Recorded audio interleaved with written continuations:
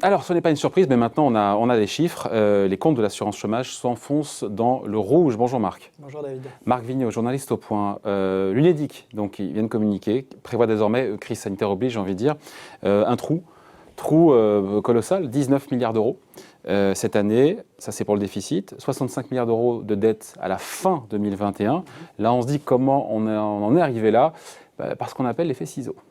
Bah oui, moins de rentrées, plus de sorties. D'un côté, les recettes s'effondrent, et puis de l'autre côté, surtout, les dépenses explosent avec la nécessité de prendre en charge les gens. Évidemment, il y a des gens qui sont rentrés au chômage. On a financé l'activité partielle, des mesures d'urgence. Donc tout ça, ça coûte beaucoup d'argent. L'activité partielle est prise en charge notamment par l'État, mais aussi à un tiers par l'assurance chômage. Ouais. Et donc, il faut bien financer tout ça, et ça donne une explosion des dépenses comme rarement, et un effondrement des recettes qui est aussi assez historique. Ouais. Donc le tableau est sombre, mais il est un petit peu moins que prévu. Hein. Oui, il est un petit peu moins que prévu dans la dernière note qu'avait fait l'UNEDIC, mais parce que la conjoncture est très instable. On ne savait pas combien de temps allait durer le confinement ou à quel rythme allait reprendre l'activité. Je crois que c'était en juin la dernière prévision.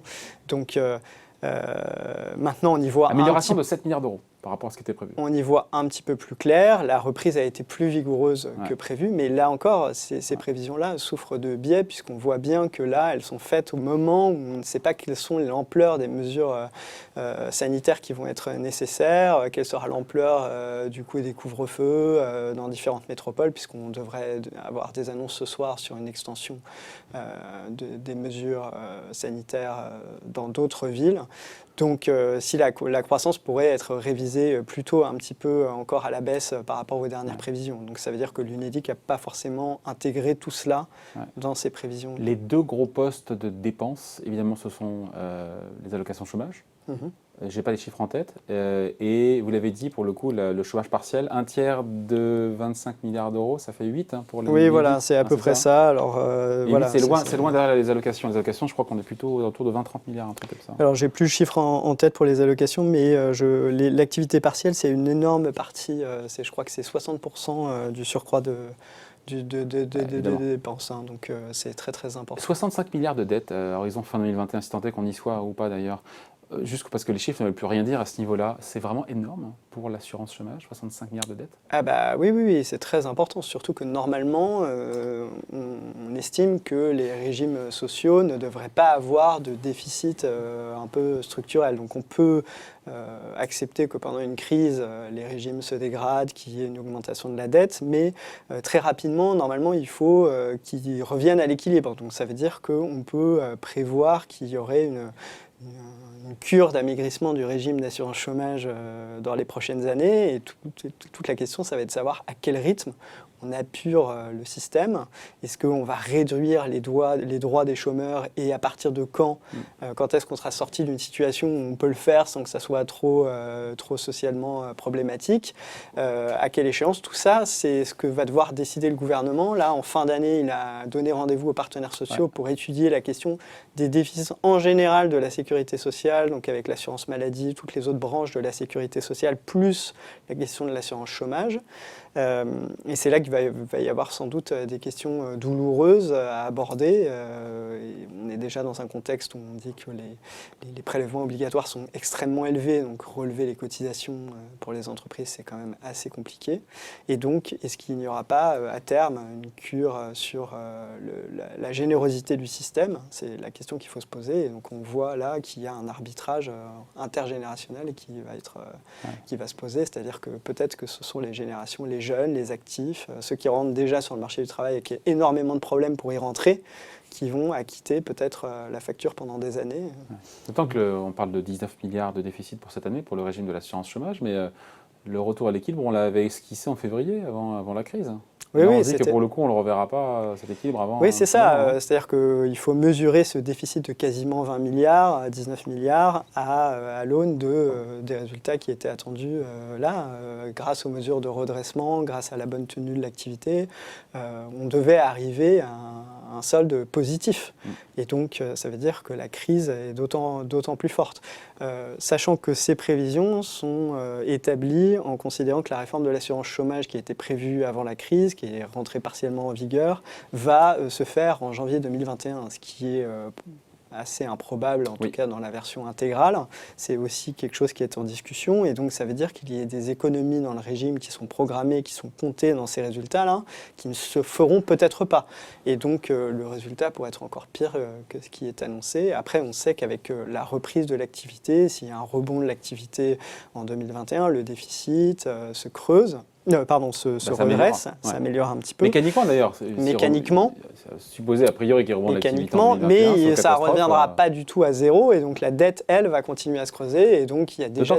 D'autant que la dette de la Sécu, enfin la dette Covid de la Sécu, va a priori être transférée à la CADES. Elle a déjà été... c'est déjà décidé. Financée par la CRDS, c'est ça? Oui, et une partie de la CSG aussi. Une partie de la CSG, prolonger la CRDS d'ailleurs, on l'a déjà évoqué ici. Il y a déjà eu la décision a été prise de transférer 136 milliards de dettes, alors avec un petit échéancier.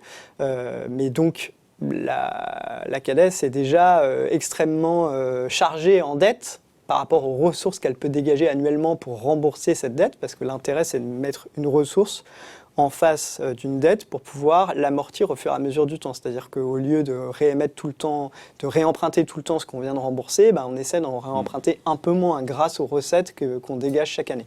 Et là, la CADES est déjà extrêmement chargée. Bruno Le Maire a annoncé aussi qu'il voulait cantonner la dette générée par la crise du Covid de l'État. Donc, pareil, créer sans doute une caisse avec un impôt qui financerait cette caisse. En même temps, il dit qu'il ne veut pas augmenter les impôts. Il faudra quand même être cohérent. Oui, dans plusieurs années, parce que justement, l'idée, c'est de dire on va cantonner, et puis quand on aura des ressources, par exemple, quand la CADES actuelle s'éteindra, ce qui est prévu... 2042. Voilà. On pourra commencer à affecter les ressources qu'on a, c'est-à-dire maintenir un impôt qui aurait dû disparaître à la dette de l'État. Et donc, la dette de l'UNEDIC, on ne sait pas ce qui va se passer c'est un impôt à part. Et donc, le plus probable, c'est qu'il y ait peut-être un effort général de tous les contribuables, mais que les cotisants soient appelés à faire un effort, c'est-à-dire les entreprises et éventuellement les salariés cotiser plus. Donc pour avoir moins de droits au chômage. On finit là-dessus, mais pour remettre donc les comptes à l'endroit, même si ce n'est pas l'urgence, mais c'est un sujet qui reviendra sur la table, pour remettre les comptes de l'assurance chômage à l'équilibre ou dans le vert, il n'y a quand même pas 50 solutions, on l'a évoqué là. Mais voilà, c'est ça, c'est ce que je disais, c'est-à-dire qu'il va falloir réduire les droits au chômage à un moment donné, évidemment pas maintenant, ça serait une erreur, ou augmenter les cotisations, et donc cet arbitrage est extrêmement difficile, ou trouver un moyen, ce qu'on disait avec la CADES ou un organisme du même genre, d'apurer la dette. Donc là, Jean Castex, le Premier ministre, reçoit les partenaires sociaux lundi pour une grande conférence sociale. Et le sujet ne sera pas formellement le premier sujet à l'ordre du jour, mais forcément la question va se poser de savoir comment on va faire pour ne pas trop réduire les droits des chômeurs. Et puis il y aura sans doute d'autres crises. En combien de temps on amortit ce choc et quel effort on demande à qui, à quels assurés.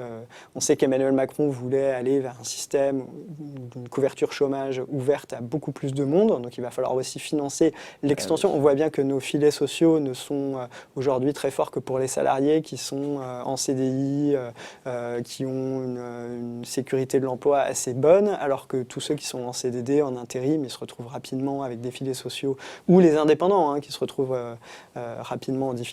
Donc Emmanuel Macron voulait étendre ce filet de sécurité. Est-ce que la contrepartie, ça ne sera pas qu'on aura une assurance chômage à peu près forfaitaire pour tout le monde, avec sur un modèle anglo-saxon où l'indemnisation ne serait pas aussi généreuse pour des cadres. Ça voudrait dire aussi qu'on pourrait les faire cotiser moins, donc moins de rentrer dans les caisses. Donc tout ça est extrêmement difficile. Bon, on en reparlera. Merci en tout cas. Explication signée Marc Vigneault, donc journaliste au Point. Merci. Merci David.